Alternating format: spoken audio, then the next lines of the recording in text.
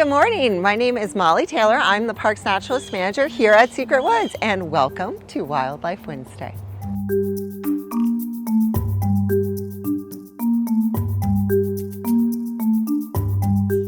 Typically, the spiders we're going to be looking for today are orb weavers. So all spiders have spinnerets. Those are organs that allow them to make silk. And that is one of the characteristics that makes something a spider, is being able to make silk. So as we do look for spiders, a great place for orb weavers to make their webs is in these open passages. So open passages like trails are great for people and large mammals to move through the forest. Well, spiders also love to make their webs across these trails and these passages, because not only do mammals use the trails, but so do flying insects, and that would be their target prey. So oftentimes when you're walking the trails at a nature center, you're going to be walking under or through some orb weaver spider webs.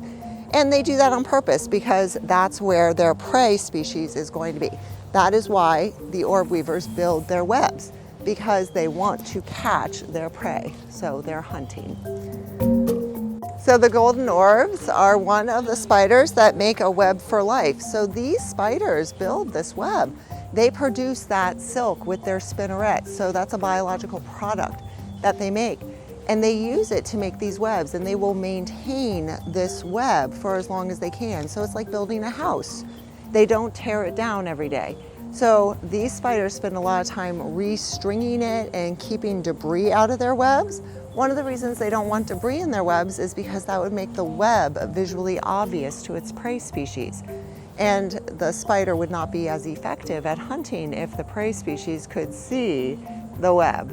So these guys do a really good job. So this is a female golden orb weaver. The name golden orb comes from the fact that when the sunlight hits the web, it shines golden.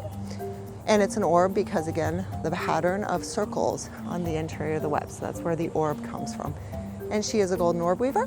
I know she's a she because she is large. The males don't get nearly that large, but the females do get very large. She's a moderately sized one, so she'll get even bigger than that.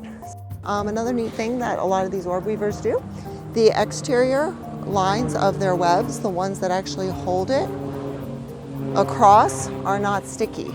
And they do that intentionally to make it so that when larger non-target prey species are moving through the forest or through the area, it doesn't pull down the entire web. So these outer lines on the webs are not sticky. And they do that to allow things to move through and not take down the whole web, whereas the interior parts are very sticky. So the spiders are an important food source for a lot of these winter migrants that come through. They feed predominantly on insectivores as they're moving through, as well as when they are raising their chicks during springtime. So insects and spiders are a huge food source for them, and it's really exciting to have these populations. The prevalence of the insects and the spiders is one of the main drivers of the migration for these birds.